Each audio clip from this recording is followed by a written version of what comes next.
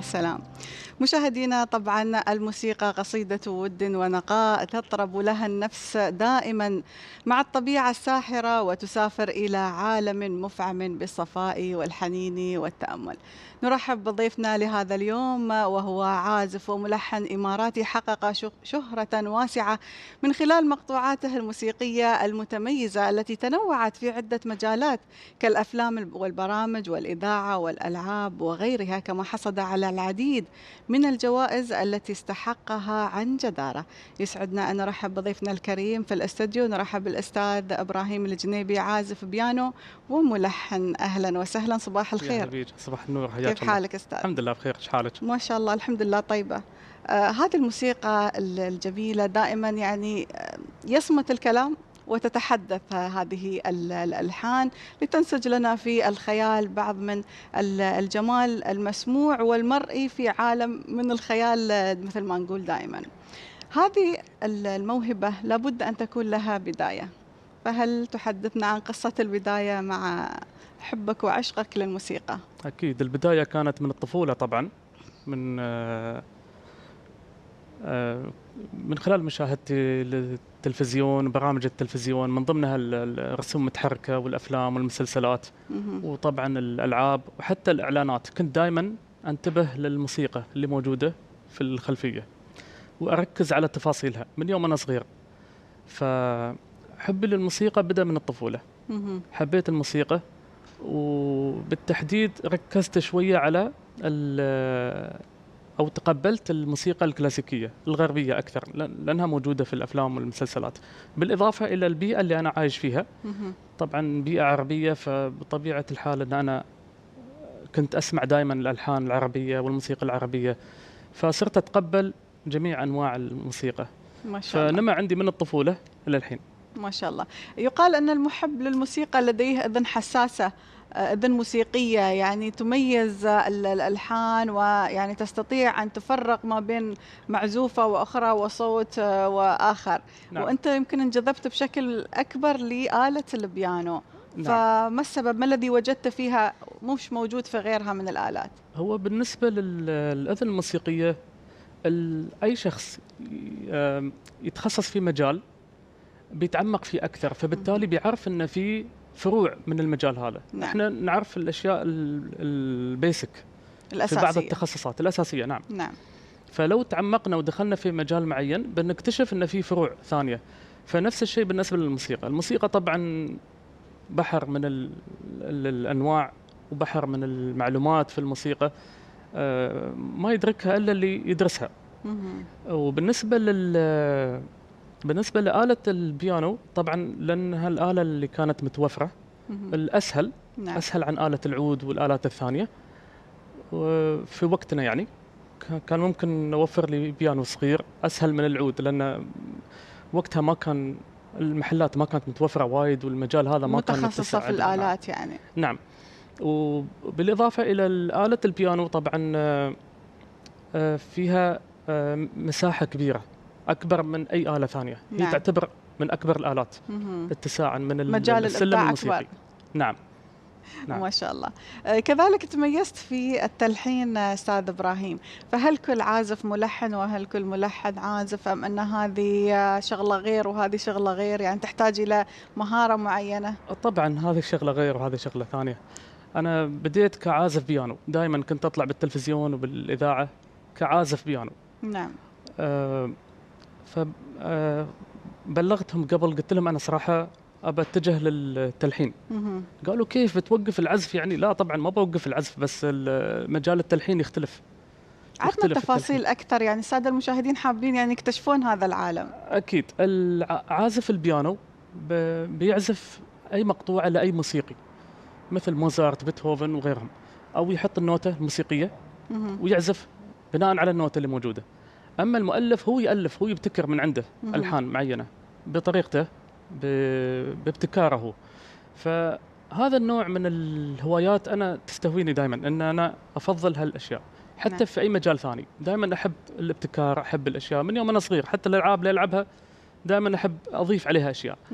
فالإضافة هذه أنا حبيتها من قبل. حتى يمكن تعزف معزفات، يعني أحاول أتعلم بعض المعزفات من الطفولة، كنت أبدأ شوية أتعلم، بعدين طبعا ما كانت عندي الإمكانيات ولا الدراية الكافية للتعليم والعزف، فأبدأ أضيف من عندي، مهم. يعني أتعلم مقطع وبعدين لمساتك أعجز عن الخاصة. نعم، أضيف مقطع من عندي، فقمت ألحن، بديت ألف بعض المعزوفات. ما شاء الله.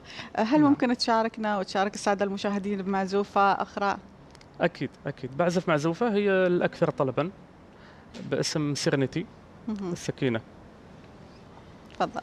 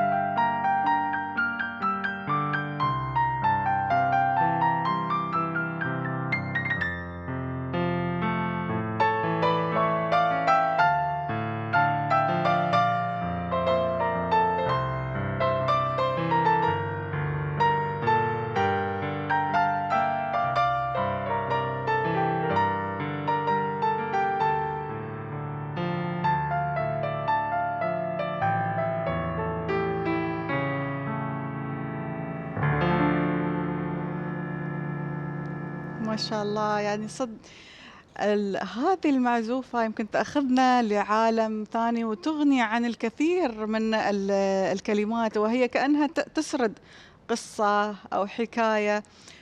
هذا الجمال لابد أن يكون هناك تناغم وانسجام، وأنا شفت هذا الانسجام أستاذ إبراهيم ما بين لغة الجسد، ما بين التركيز، ما بين وكأنك أنت والبيانو يعني جسد واحد. نعم، أكيد. فحدثنا عن هذا الاندماج. ال- العزف بحد ذاته، في طبعا تكلمت عن العلم بالموسيقى، فاللي يتعمق بالموضوع هذا بيعرف ان في تفاصيل دقيقة. مم. انا دخلت في مسابقة العزف على البيانو، فمن دخلت المسابقة هذه طبعا كنت احضر لها قبل، آه، عرفت ان في تفاصيل اكثر من ان مجرد عزف، يعني مهم. في تفاصيل، يعني طريقة العزف، الضغط على البيانو هذه كلها محسوبة مع اللجنة، فارتفاع الصوت والتحكم بالدواسة اللي تحت للبيانو، يتحكم بالصدى أكثر، مهم. والتمكن من التكنيك، يعني التكنيك في البيانو يختلف. فالأمور البسيطة هذه طبعا هي ما تعتبر بسيطة، بس اللي يتعمق فيها بيبدأ يعرف أن هذه بيقدر يميز بين العازف الممتاز والعازف المبتدئ. فأنا قد ما أحاول أني أبين الصوت بطريقة أحسن، فالحركات أحيانا تكون لا إرادية، صحيح. وأنا من النوع اللي ما أتحرك وايد يعني، بس أحاول أبين الصوت يمكن بأفضل هذا شكل ممكن. التأثير أستاذ إبراهيم نراه أكثر في مصداقية أكبر من خلال المستمع. أكيد، المستمع طبعا. كل ما اندمج أكثر وكل ما يعني بهر بهذه الموسيقى، هذا دليل على إتقان العازف والملحن لهذه المقطوعة. لابد من إلهام، لابد من مصدر لاستيحاء هذه الألحان، فكيف تستلهم ألحانك؟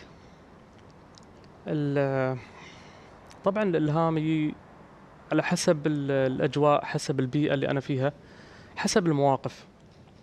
أحيانا أكون في مكان مثلا يستهويني المكان، أكون مرتاح نفسيا، فيخطر على بالي ألحان. أنا دائما في طبيعة حياتي دائما أتخيل ألحان في كل المواقف، مهم. في كل المواقف. فأنا وصلت لمرحلة أني أقدر أبتكر وألف أي لحن في أي موقف. في أي ظرف من الظروف. طبعا أكثر ما يستهويني لما أسمع المعزوفات العالمية الكلاسيكية، أبدأ أتخيل واكتشف وأعرف. كل ما أستمع للموسيقى أكثر كل ما تعلمت أكثر. نعم.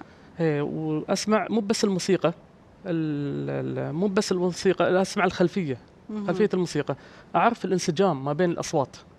أتكلم عن الأوركسترا طبعا، وطبعا البيانو من ضمنهم.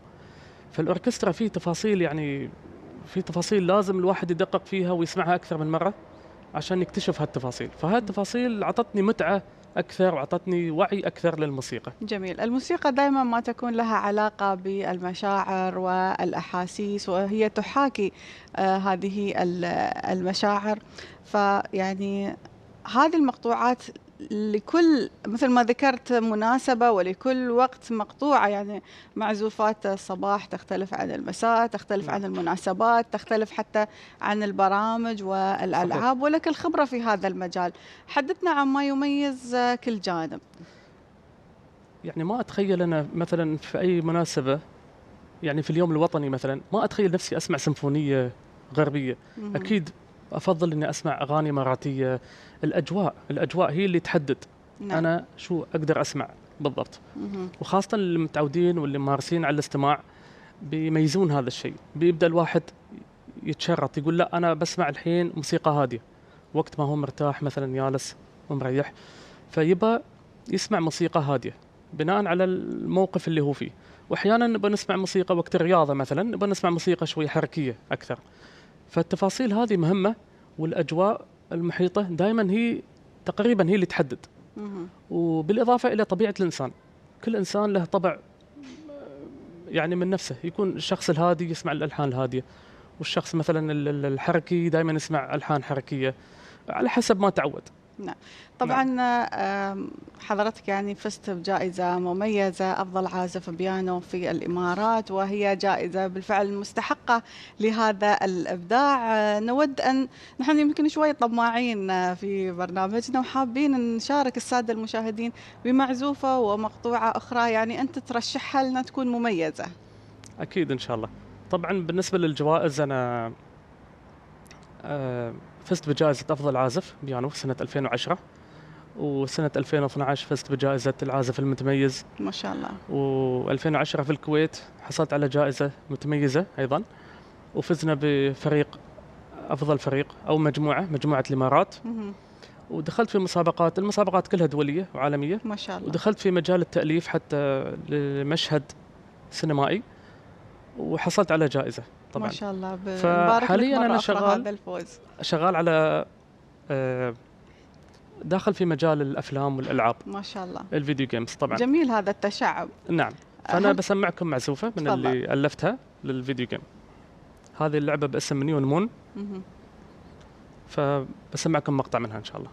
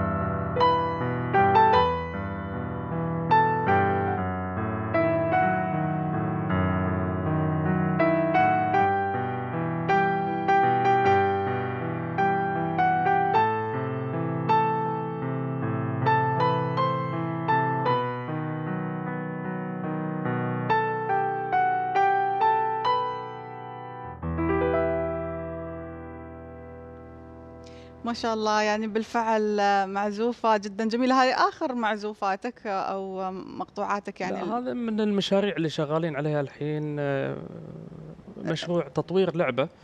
فأنا دخلت مع مجموعة أوهاكو.